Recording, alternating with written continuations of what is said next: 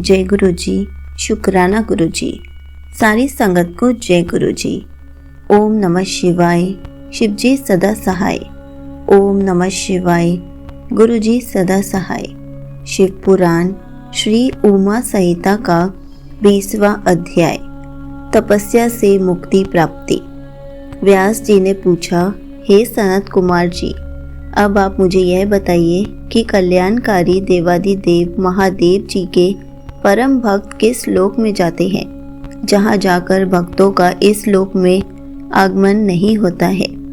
यह सुनकर सनत कुमार जी बोले, हे व्यास जी, भगवान शिव की परम कृपा प्राप्त करने हेतु सिर्फ एक मार्ग है, वह है तपस्या। तपस्या के बिना शिव लोक की प्राप्ति संभव नहीं है। इस संसार में सभी मनुष्यों, स्वर्ग के देवताओं, ऋषि मुनि और साधु संतों आदि ने तपस्या द्वारा ही महत्वपूर्ण सिद्धियां प्राप्त की हैं। तपस्या 3 प्रकार की होती है, सात्विक, राजस और तामस। जो तपस्या बिना किसी फल की इच्छा किए हुए की जाती है, वह सात्विक है। किसी कामना की पूर्ति हेतु की गई तपस्या राजस, और उसी कामना की सिद्धि हेतु अपने शरीर को कष्ट देकर की गई तपस्या को तामस तप कहा जाता है।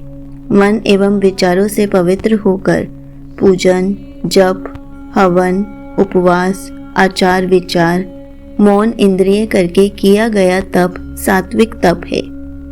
बावड़ी, तालाब, कुआं, मकान, धर्मशालाएं और विद्यालय बनवाने से शिव पद को पाने का मार्ग प्रशस्त होता है। धन, वैभव और मद में चूर होकर मनुष्य सांसारिक बंधनों से बंधा रहता है। 84,000 योनियों को भोगने के पश्चात मनुष्य योनि की प्राप्ति होती है। यदि इसमें भी उद्धार का कोई उपाय नहीं किया जाता तो सिर्फ पश्चाताप ही शेष रह जाता है।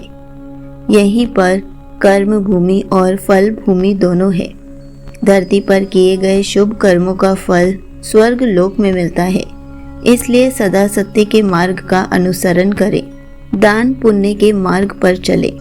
अपने जीवन काल में जिन्होंने कुछ समय के लिए त्रिलोकीनाथ भगवान शिव के नाम का स्मरण किया है, उन्हें भयानक नरक को नहीं भोगना पड़ता। हर प्रकार के दुख, दर्द एवं पापों से मुक्ति दिलाने वाली शिव भक्ति ही है, जिसके द्वारा मनुष्य जीवन के बंधनों से मुक्त होकर शिव पद को प्राप्त करता है। संगत जी, यहीं पर शिव पुराण श्री उमा संहिता का 20वां अध्याय समाप्त होता है। जय गुरु जी, शुक्राना गुरु जी।